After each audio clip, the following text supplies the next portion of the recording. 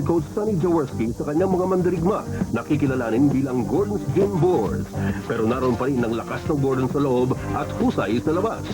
Tulad ng Gordon's Gin, ang Formula Shell ay naka-second din noong 1996 at nagtatangkang makakuha ng championship ngayong taon. Meron silang pambatong rookie na si Estong Ballesteros para tumulong sa kanilang mga veterano. Sino kaya ang makakauna sa magkaribal ngayong taon?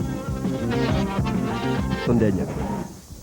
Mr. Bernabe Navarro, president of La Tondena Distillers Incorporated, met a short while ago behind closed doors with PBA Commissioner June Bernardino, Legal Counsel Butch Cleofe, and the members of his staff regarding the developments in the EJ file case.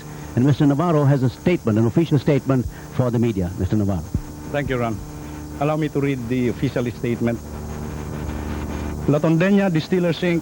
went out of its way to try and resolve the issues surrounding the holdout of EJ file with the help of the PBA Commissioner Bernardino Jr. and other friends in media.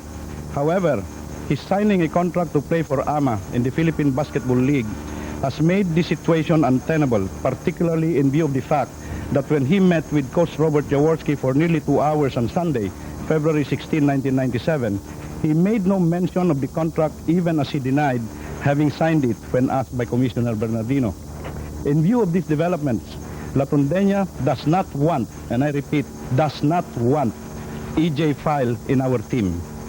But we will exercise all options available to us within the Constitution and bylaws of the PBA. Well, narinig mo rin yung mga kaibigan. Kumbaga sa comics, wakasan na yan. Yeah, except for the fact that the last statement is very important. Ibig sabihin nila, they want to hold on to EJ file. Probably give him up to another team in exchange for a player or any draft choices or even cash. Ganun. Okay, mga kaibigan, with that development, ano ngayon ang natitira sa Gordon's Gin? Tuklayan po natin ang lineup ni Coach Sonny Jaworski.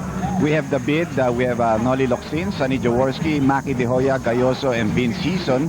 We also have Marlo Aquino. We have Benny Cheng, Wilmer Ong, Harencio, and of course Dudut Jaworski. 11 players right now. They can activate any one of their injured players or even try to go for a new big player. But in a sense, Ed, medyo malaki pa rin ang kanilang forward lineup.